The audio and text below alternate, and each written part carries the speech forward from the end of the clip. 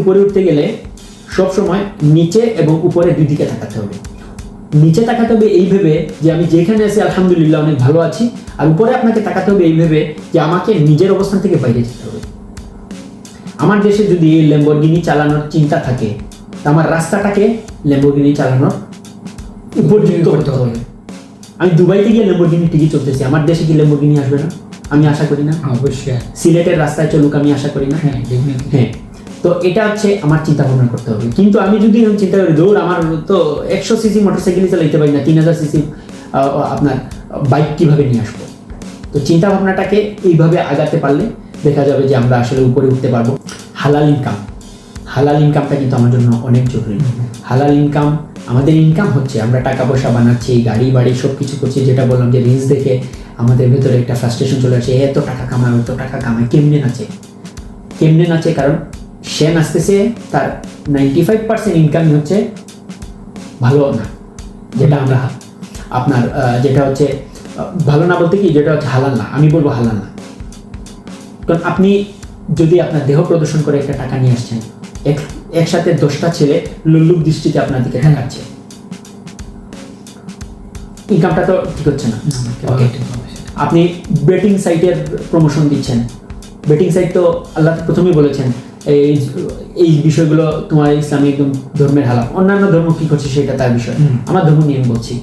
তারপরে হচ্ছে এই যে আপনি উল্টাপাল্টা গান তৈরি করছেন, উল্টাপাল্টা কাউকে গালি দিচ্ছেন, কাউকে আপনার ইস্যু তৈরি করছেন, গুজব সৃষ্টি করে আপনি যখন তৈরি করলেন, কিংবা একটা ইস্যু ধরেন কোনো নায়িকা নিয়ে কোনো কিছু করে ফেললেন, এই লিঙ্ক ভাইরাল হইলো, এই করলো সেই করলো, মানে আমাদের ভিউটা কিংবা আমাদের ইনকামটা, আমরা কিন্তু ইনকাম জেনারেট করছি। কিংবা হচ্ছে ফেক লাইফ, গাড়ি নিতেছি লোনে, দেখাইতেছি এটা আমার গাড়ি, আমি ধরেন এক জায়গা থেকে আরেক জায়গায় যাবো, নিজেদেরকে দেখাচ্ছি খুব মানে হাই লাইফ, কিন্তু স্পন্সর নিয়ে, হ্যাঁ গোল্ড লিফের স্পন্সর নিয়ে, ব্যানসনের স্পন্সর নিয়ে যদি আমি মনে করি যে আমি বাবা মানুষের অনেক উপকার করে ফেললাম, হইল না তো।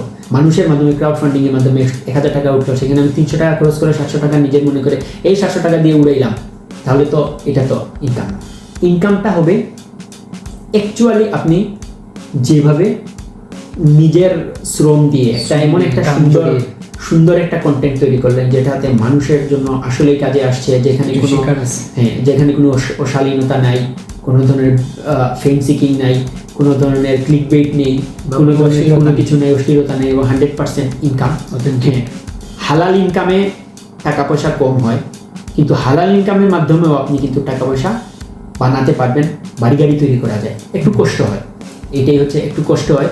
আর হারাম ইনকাম দিয়ে তো আমি আজকে যদি চাই এমন একটা কন্ট্রোভার্সিয়াল এমন একটা ইস্যু তৈরি করলাম, এবং আপনি দেখবেন নায়ক নায়িকারা খুব সহজেই এই বিষয়গুলো, তাদের তো কাপড় চোপড় যদি ঠিক না থাকে, ভিউ আমাদের অটোমেটিক আসতে থাকে।